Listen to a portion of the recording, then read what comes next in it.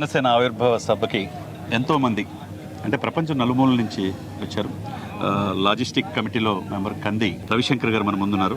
Sir, ఎన్ని రోజుల నుంచి ఈ కార్యక్రమం జరుగుతుంది? అంటే ఏ ఒక్కరితో అయిపడే పనే కాదు. ఇంతకుముందు కేకే గారు ఇంటర్వ్యూ చేసినప్పుడు ఒక 400 మంది సుభిక్షమైన సైనికులను ఆయనకున్నారండి. ఆయన ప్రోగ్రామ్ కమిటీ చైర్మన్. మీరు ఎలా ఈ లాజిస్టిక్స్ అంటే ఇంత ఎండలో మండుట ఎండలో ఏ నాయకుడికి కూడా వాలంటరీగా ఈయనకి పవన్ కళ్యాణ్ గారికి మిగతా తేడా ఏంటంటే ఈయన వాలంటరీగా వస్తారు. ఆ టీంలో ఉన్నందుకు రవిశంకర్ గారు మీరు ఎలా ఫీల్ అవుతున్నారు? అందరికీ నమస్కారం అండి. ఈరోజు రేపు ఉదయాన్నే ఈ పండగ చాలామంది ఎదురు చూస్తున్నారండి. ప్రపంచం మొత్తం పవన్ కళ్యాణ్ గారు మాట్లాడే వేదిక కోసం చాలా దూరం నుంచి వచ్చి అందరు వెయిట్ చేస్తూ ఉన్నారు. ఇలాంటి పండగ కోసం కొన్ని వందల మంది కార్యకర్తలు వాళ్ళగా వాళ్ళు వచ్చి వాళ్ళే ఉంటున్నారండి. ఎప్పుడు ఎండలో తిరగరు వాళ్ళందరూ కూడా వచ్చి ఎండలో తిరుగుతున్నారు. ఎందుకంటే ఆయన మీద ఉన్న అభిమానం, ప్రేమ, అంత ప్రేమ ఉంది.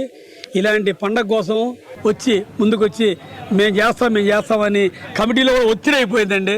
ఎవరన్నా కమిటీ వేస్తే పరిగెత్తూ ఉంటారు. ఈ కమిటీలో అసలు పట్టణంలో ఏం చేయాలో అర్థం కావట్లా. కమిటీలో మాకు సరిపోతారని చెప్తున్నాము.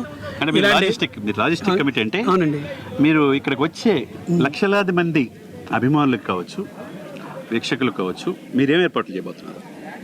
టోటల్గా మెడికల్ కానీ, నెక్స్ట్ ఈ బస్సులు కానీ, పార్కింగ్ కానీ, 13 కమిటీలు, 13 అంబులెన్సులు, 12 అంబులెన్సులు పెట్టారన్నారు. అవునండి.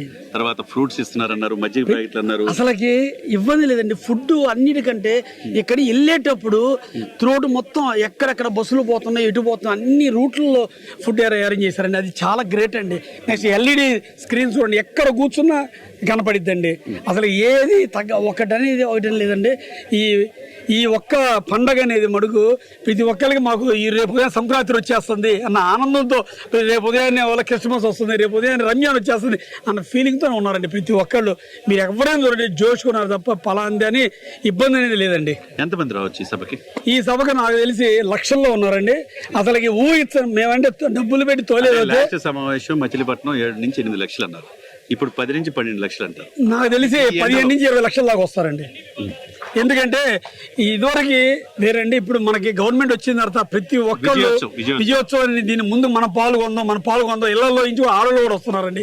నెక్స్ట్ మా ప్రకాశం జిల్లా నుంచి దాదాపు వేల మంది వస్తున్నారండి. సుమారు 15 నుంచి 20,000 మంది దాకా మా ప్రకాశం జిల్లా నుంచి వస్తున్నారండి.